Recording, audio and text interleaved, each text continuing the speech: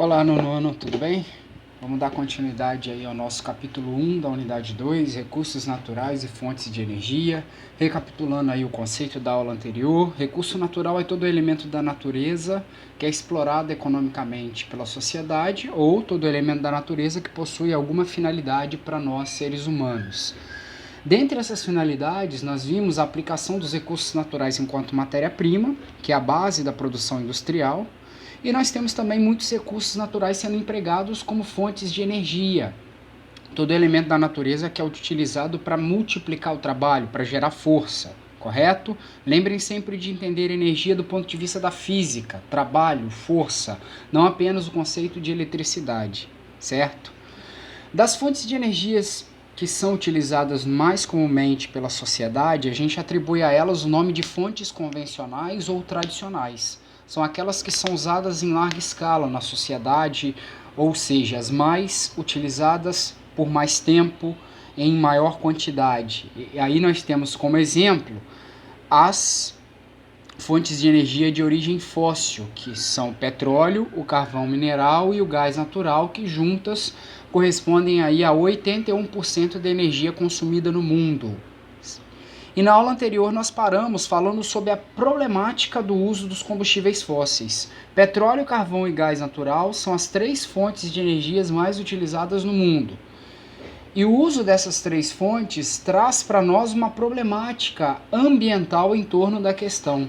Principalmente porque a maior parte da energia consumida no mundo é oriunda, vem de recursos não renováveis, recursos que não estão disponíveis em todo o mundo, e ainda o uso deles causa uma série de impactos ambientais, dentre os principais a gente destaca aí a poluição atmosférica. Diante desse cenário, outras fontes de energias, elas são utilizadas pelo ser humano, dentre os quais a gente vai citar aí a energia elétrica, a eletricidade. A eletricidade ela é produzida em centrais hidrelétricas, termoelétricas e termonucleares. A produção em si nessas usinas ela é bem parecida. É uma turbina que gira num cilindro de aço, É um cilindro de aço, que gira num receptáculo imantado, e aí você vai ter esse cilindro, sendo movido por alguma fonte primária. No caso das hidrelétricas é a água, as termoelétricas e as termonucleares é o vapor da água obtido pela queima de algum combustível fóssil, no caso da termoelétrica, ou nas usinas nucleares a gente vai ver o urânio sendo empregado para gerar o calor, e aí vai mover a turbina aí, produzindo a energia elétrica. Reparem bem que o princípio de produção de energia é o mesmo, É uma turbina que é acionada, que vai se movimentar num receptáculo imantado, a partir de uma fonte primária que vai acontecer esse movimento, e aí você vai ter a conversão da energia cinética, movimento, para a energia elétrica. A hidroeletricidade, dentre as três formas de produção de energia, ela é a mais viável do ponto de vista ambiental e também do ponto de vista econômico. Por quê? Ela é uma forma de produção de energia que não emite poluição, ela é barata e renovável. Porém, a produção de eletricidade em hidrelétricas depende de fatores naturais. Que fatores naturais são esses? É o chamado potencial hidráulico. Para um país produzir energia em hidrelétricas, ele precisa de ter o relevo acidentado, ele precisa ter rios extensos e volumosos e também o clima chuvoso, Nós temos aí um gráfico mostrando aí a produção de eletricidade a partir das hidrelétricas no mundo, e reparem que os países que mais produzem esse tipo de energia são países de grande extensão territorial, países de clima chuvoso, países que possuem rios extensos e volumosos. Então, a hidroeletricidade é uma forma viável de produção de energia. Os pontos positivos, como eu falei para vocês, as hidrelétricas elas são viáveis porque elas são formas de produção de energia limpas, baratas e, acima de tudo, renováveis, E ainda nós temos vários outros pontos positivos aí na construção e na produção de energia a partir das hidrelétricas, como a possibilidade de controle de enchente, o estímulo a projeto de irrigações, piscicultura e tudo mais. Porém, como toda forma de produção de energia, ela tem os seus pontos negativos, principalmente no que se refere à construção de barragens. Embora seja uma fonte de energia limpa e renovável, a construção da barragem para a usina hidrelétrica, ela causa impactos ambientais. Por exemplo, inunda-se uma grande área para construir a barragem. Muitas vezes isso pode causar o desmatamento, já que a área inundável pode ser uma área de floresta. Isso pode contribuir para a destruição do habitat natural de animais e plantas. Populações que vivem às margens de rios, elas são obrigadas a se deslocar, já que o fluxo natural do rio ele é alterado para poder ser aproveitado para a geração de energia nas hidrelétricas. Esses rios têm seu fluxo alterado, ocorre muitas vezes uma mudança no traçado original do rio para se fazer a hidrelétrica. Muitos rios eles acabam ficando assoreados, eles perdem a profundidade, porque parte da sua vazão é captada para abastecer o lago da hidrelétrica. Então, embora seja uma energia limpa e renovável, ela causa impactos ambientais, principalmente no que se refere à construção da hidrelétrica. Nas termoelétricas, a geração de energia elétrica se dá a partir do vapor d'água, obtido pela queima de carvão mineral, gás natural ou derivados de petróleo. É a queima, de combustíveis fósseis que vai fazer a turbina girar, produzindo assim a energia elétrica. Em termos de pontos positivos, a construção da usina ela é mais barata que a usina hidrelétrica. Construir uma usina termoelétrica é muito mais barata que construir uma usina hidrelétrica. E ela ainda não depende de fatores naturais, como por exemplo a presença de rios, por exemplo, clima chuvoso e tudo mais. E por isso ela tem uma localização flexível. Ela pode ser construída em qualquer lugar. Agora, em termos de pontos negativos, as termoelétricas elas trazem, como problemas, a questão ambiental, devido ao uso de combustíveis fósseis e também a questão de, para elas gerarem energia, elas usam combustíveis fósseis que provocam a combustão para gerar o vapor d'água e automaticamente isso vai produzir um impacto ambiental que é a poluição. Aí nós temos um exemplo de uma usina termoelétrica e observem bem que dentro da caldeira está lá o combustível fóssil sendo queimado e emitindo poluentes para a atmosfera. A energia nuclear, pessoal, ou energia atômica, ela é produzida das usinas nucleares. A energia elétrica produzida em usinas atômicas, popularmente conhecidas como usinas nucleares. Assim como a termoelétrica, o que movimenta a turbina é o vapor d'água, que nesse caso vai ser obtido a partir do enriquecimento de urânio. É o urânio, que é um mineral radioativo que ele vai ser empregado nas usinas atômicas, nas usinas nucleares, para se gerar energia elétrica. A energia nuclear ela vai ser obtida por meio da fissão nuclear, que é um processo em que os átomos de urânio eles vão ser quebrados e aí vai se produzir uma grande quantidade de calor na forma de radiação, ok? Dentre as formas de produção de energia, ela é uma das mais viáveis em substituição aos combustíveis fósseis, principalmente porque ela pode ser implantada perto de locais onde há maior consumo de energia e não depende de condições naturais, como as usinas hidrelétricas, por exemplo. A grande questão da vantagem da usina atômica, ela é mais barata do ponto de vista operacional, principalmente porque você consegue produzir uma grande quantidade de energia com pouco material usado. Observem aí o comparativo. 10 gramas de urânio enriquecido geram a mesma quantidade de calor que 700 kg de petróleo, 400 metros cúbicos de gás natural e 1.200 kg de carvão mineral. Então, uma vantagem que a energia atômica, a energia nuclear possui em relação aos combustíveis fósseis, por exemplo, em relação às hidrelétricas e às termoelétricas, é que o custo de produção de energia é muito barata, principalmente porque você consegue produzir muita energia com pouco material usado. Basta observar o comparativo. 10 gramas de urânio produz a mesma quantidade de calor que 1.000 quilos de carvão. Agora, existe a questão da desvantagem. Toda forma de produção de energia ela tem o seu lado viável e o seu lado inviável, principalmente por conta das implicações ambientais. O urânio, pessoal, ele é um mineral radioativo. E automaticamente as usinas nucleares elas enfrentam sérios problemas ambientais por conta do uso desse material para a produção de energia.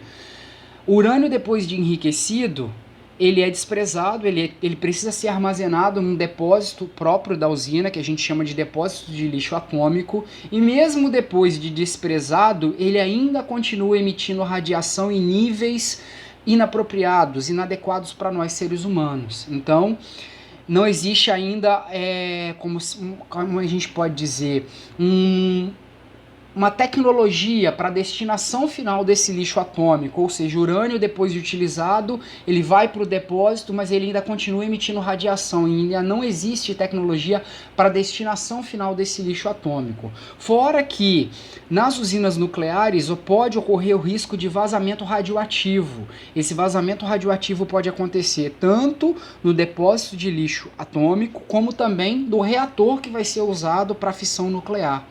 Né? Vários acidentes nucleares aí na história já serviram de exemplos aí pra gente, para mostrar aí o problema que existe em relação à produção de energia em usinas nucleares. Fora que também existe uma outra questão. As usinas nucleares, geralmente elas são instaladas próximos de oceanos e mares ou próximos de rios, para justamente se utilizar a água para o resfriamento do reator. E essa água, né, ao ser utilizada para resfriar o reator, ela vai ser despejada de volta no rio ou no oceano muito quente, provocando aí desequilíbrio ambiental por conta das altas temperaturas. Então, embora seja, né, uma forma de produção de energia viável do ponto de vista operacional, por se gastar pouco material e se gerar uma grande quantidade de energia, o risco de vazamento radioativo torna esse tipo de energia aí desvantajoso por conta do urânio, que é um mineral radioativo. Reparem bem que até agora, né, todas as fontes de energia que a gente citou, as formas de produção de energia, elas causam algum impacto ambiental. E aí, diante desse cenário, vão surgir as energias alternativas, que são assim chamadas principalmente porque elas são uma alternativa às fontes tradicionais. Exemplos de fontes alternativas: a energia eólica, que é produzida a partir do vento, a solar, a partir do sol, a ondomotriz ou maremotriz, que utiliza a força das ondas para se gerar energia elétrica, geotérmica, o calor interno da Terra usado para se gerar energia elétrica, e tem também a biomassa, que é matéria orgânica, plantas, enfim, lixo, que é usado para produzir algum tipo de combustível. Por que elas são chamadas de energias alternativas? Porque justamente elas vêm para substituir, para serem uma alternativa às fontes tradicionais, mediante aos problemas que a gente viu anteriormente causados pelo uso delas. Elas são vantajosas frente às fontes tradicionais porque o uso delas causa pouco ou nenhum tipo de impacto ambiental. Elas são menos poluentes ou até mesmo não emitem poluentes. E todas elas, sem exceção, utilizam recursos renováveis. Ora, se elas são tão vantajosas, por que elas não são tão utilizadas? Por que ainda a sociedade ela utiliza em grande parte 81% da energia vem dos combustíveis fósseis? Se elas são tão vantajosas, por que ainda boa parte da energia produzida no mundo vem de fontes tradicionais como combustíveis fósseis, pessoal? A resposta é simplesmente porque, embora vantajosas do ponto de vista ambiental, do ponto de vista econômico, elas ainda apresentam altos custos para a produção. Para se gerar energia a partir do sol, a partir do vento, a partir das ondas do mar, ainda se tem altos custos. Esse tipo de energia ainda está em fase de experimento, está em fase laboratorial. Embora alguns lugares já utilizem alguns tipos de energias alternativas, esses lugares usam essas fontes pelo fato das fontes tradicionais não estarem disponíveis ali. E fora também que as estruturas energéticas atuais, elas não estão adaptadas às fontes alternativas. Você não tem, por exemplo, uma rede de produção elétrica ligada a usinas eólicas, ligada a usinas solares. Você não tem, por exemplo, carros adaptados à energia solar. Ou seja, tudo ainda é muito novo, né? Esse tipo de energia alternativa ela é pouco difundida devido aí aos altos custos na sua produção e também na sua manutenção. Mas, num futuro, diante do cenário, né, da sociedade estar utilizando boa parte de fontes de energias que são oriundas de recursos não renováveis, elas vão ser alternativas, elas vão ser soluções para as fontes tradicionais. Exemplo aí para vocês, pessoal, a energia solar, que é obtida a partir do sol. O aproveitamento da luz solar é uma das formas mais sustentáveis de produção de eletricidade, porém é uma das mais caras, né? Ela requer alto investimento, principalmente na aquisição dos equipamentos, que são essas células fotovoltaicas que vocês estão vendo aí. Geralmente as casas hoje em dia, né, muita gente está fazendo investimento na produção de energia solar. Só que geralmente, né, você tem uma relação custo-benefício aí muito particular, é uma relação muito atemporal, demora muito tempo, né? Você faz um investimento muito alto para poder substituir a energia elétrica tradicional da sua casa por energia solar, mas o investimento inicial é muito alto, então você vai tendo o custo-benefício num longo período, correto? A energia eólica, né, é obtida a partir do vento.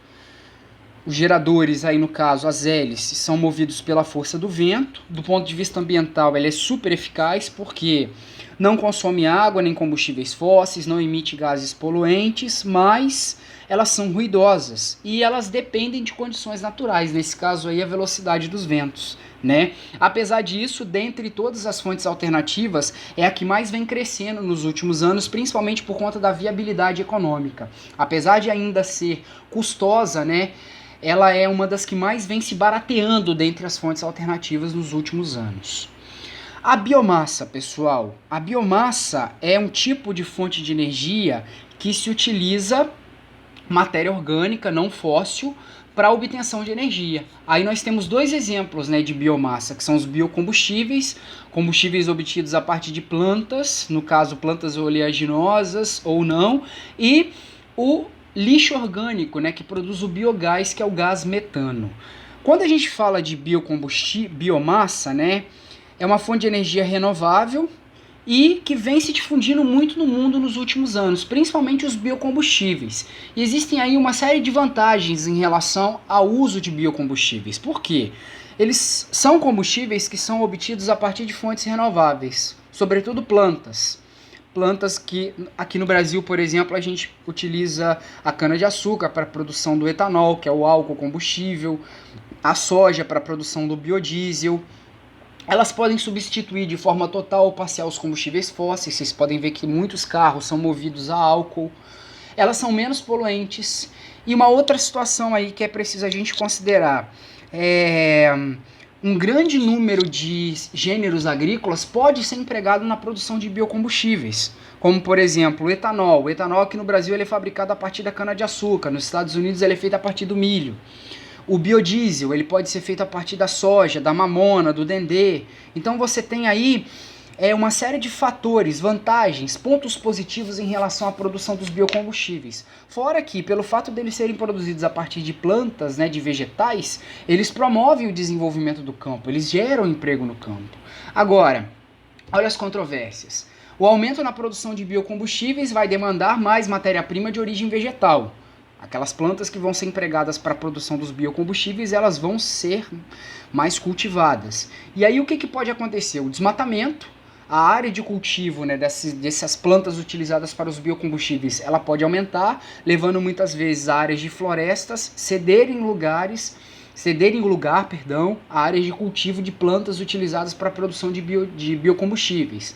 Sem contar também que a produção em larga escala de biocombustíveis pode levar aí a diminuição de culturas alimentares, a produção de culturas alimentares. Muita gente que produz aí alimentos, diante de uma valorização maior de plantas usadas para a produção de biocombustíveis, pode simplesmente deixar de lado essas culturas alimentares para produzir culturas ligadas à produção de biocombustíveis.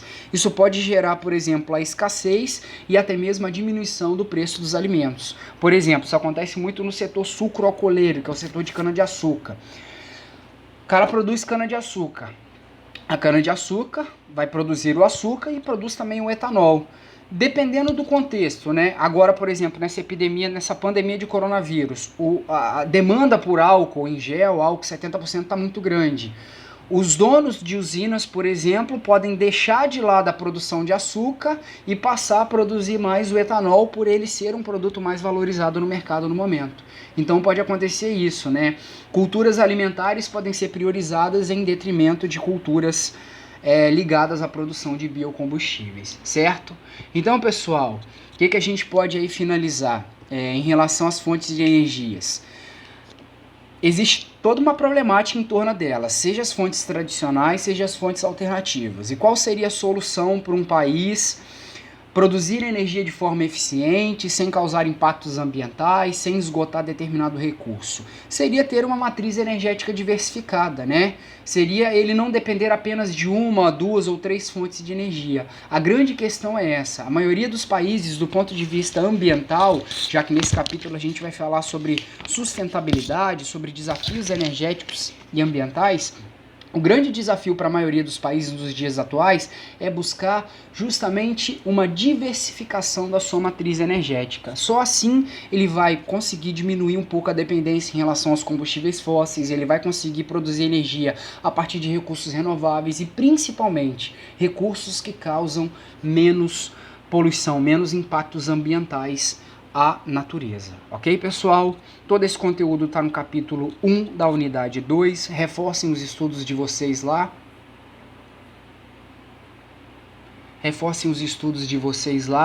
Fazendo a leitura do capítulo. Até a próxima vídeo.